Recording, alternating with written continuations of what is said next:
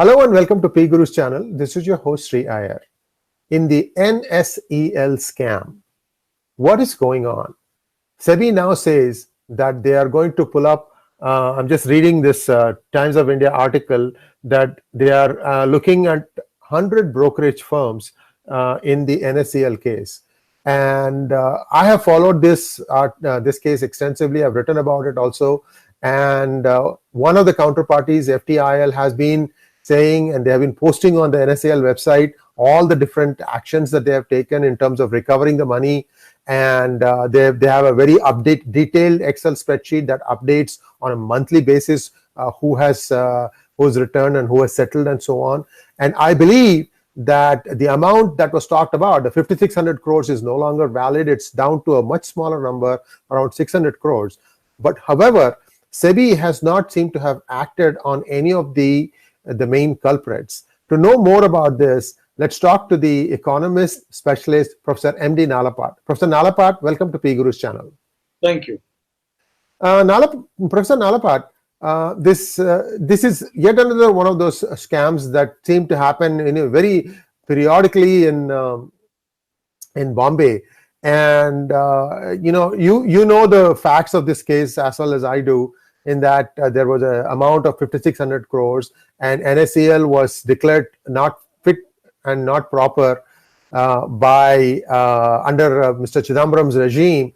And ever since then, the group FTIL has been fighting this in courts, trying to prove that it is not really a crisis, but was a manufactured crisis and so on. So why do you think SEBI is still dragging its feet on this? Why can't they find one way or the other? Sri, I want to go into a related subject. That is, China is now trying to set up an oil exchange, a petroleum exchange. The Chinese are now trying to, in a sense, replace the American financial chains, replace American supply models with their own financial chains and their own supply models. There was a time when there was a commodity market run by Indians in India that could have become world class in terms of size and scale. These were systematically destroyed through the finance minister, Mr. P Chidambaram, who, if may I say, is still enjoying his, whatever assets he has. He and his entire family are free to do what they like. And from what I can see, barring some pinpricks here and there, nothing is happening to him. And from what I'm hearing, officials are terrified of taking any action against him because of the fear that he's too powerful or he's done them too many favors or whatever. Look, the fact is we lost an opportunity to be very important in the commodities market, and we lost that opportunity for collateral reasons because the fact was that the individuals who were running that were competing against individuals who were favored by Mr. Chidambaram. Now, so far as SEBI is concerned, I call it sleeping SEBI. It's SSEBI. I expect nothing from SEBI. The reality of the situation is that the more regulatory agencies you have, the less effective regulation there is on the 5% of people who are the real culprits and crooks and cheats in any system. Now, whether it's the income tax department, whether it is all your monitoring agencies, they concentrate on the 95%, on hundreds of thousands of people, and they ignore the 5 or 6 people, or maybe 5, 10 or 20 people who are the real problems. Now, for example, under-invoicing, over-invoicing. I mean, it's very clear where the problem is. I'll give you a simple thing. There was a lookout notice of Vijay Mallya. Now, I've been of the view that if Mallya had promised to pay back 7,000, we should have accepted that money. And I still believe we should accept that money because there's no point sending Mallya to jail. For the taxpayer, the benefit is if he gets back that 7,000 crores. But having said that, who changed that lookout notice? That lookout notice was changed. And the question is, if even that basic answer is not available to the government authorities in India, if they don't know who changed the lookout notice, then what is this war on corruption all about? So I think it's very important to identify who changed the lookout notice for Vijay Mallya. Who allowed your Mehul Chokshis and Nirav Modis and all these people? I mean, yes, the NPAs were given during the UPA period. That gold thing was done during the UPA period. Both Raghuram Rajan and Chidambaram should be held to account for that kind of a scheme. But after that, what happened? What action was taken against them? In my view, I can see precious little. The only hope I have is that Prime Minister Modi, in the final 7 or 8 months of his regime, of this current term, is going to take dramatic action, because unless he takes dramatic action, frankly, no one is going to believe that there is really a war on corruption. People are going to say that this is only a mock war, a shadow war, a war that is not there in practice. So I hope that the Prime Minister will take action, because unless he does so, frankly, public trust is going to be very, very low. And what you're talking about, SEBI, is just the tip of the iceberg. So, look, in India, what is SEBI doing regarding the fact that stock markets in many places are becoming centers for laundering money, centers for sending money out, for getting money in? All kinds of things are taking place there. Look at the American and the British markets. Look at the high penalties imposed on players in these markets. The same players operate in India, and there are no penalties. They get breakfast and lunch with the governor of the Reserve Bank. They get breakfast and lunch with the finance secretary. They get breakfast and lunch with the principal secretary to the prime minister. I mean, what is going on?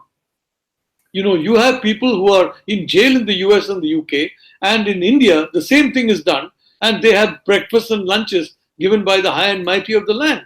So I'm sorry to say, we are not a third world country, we are a 30th world country where it comes to regulation and effective enforcement of rules. Professor Nalapat, I wanted to just add to a couple of your observations. One is about China. It has been found that on most of the Bitcoin related operations, there's one counterparty from China. It's almost as if the Chinese government is tacitly approving the usage of Bitcoin. And why I say that is because Bitcoin is a digital currency. There could be a concerted attempt to try and use that to stand up to the dollar, which is considered as a reserve currency of the world. Be that as it may, I just wanted to put that point, that observation out. And the second thing is, I want you to walk through what might have transpired. I know you were not there. I know I was not there. But what might have transpired when this so-called individual changed the lookout notice from stopping the person to reporting his travel? Now, if something like this were to happen, would there be a written record of that? Would any Babu show that here is what this particular individual did, here it is in writing, signed? Look, there may be a written record, there may be a telephone record. I don't know who the official responsible is for this, but there must be somebody responsible. And that somebody allowed Vijay Mallya to escape. And that person should be brought to book. I mean, Subramaniam Swamy has given a tweet, I'm told, about this very issue. And I'm sure the Prime Minister will take that very seriously. I have every expectation that Prime Minister Modi will do a cleanup on corruption in the last 6 months, which frankly, corrupt officers and corrupt other individuals in the system have prevented him from doing for 4.5 years. I think it's time Prime Minister Modi frees himself of this, of some of the trash, frankly, that has been surrounding Lutyens Delhi, and does the right thing, which is take strong action against people who have been looting the country as systematically as the British looted the country. And I think I would like to point out at this time that bringing Vijay Mallya back home and arresting him is not going to convince the voters. The voters know that they want to see some of the VVIPs, the politicians. They want to see something like what Mahathir Mohamad did in Malaysia to happen in India. Only then will they believe that Prime Minister Modi is serious about combating corruption. Go ahead. Lutyens people are going to say, oh, it's too late, it's too late. First they say it's too early.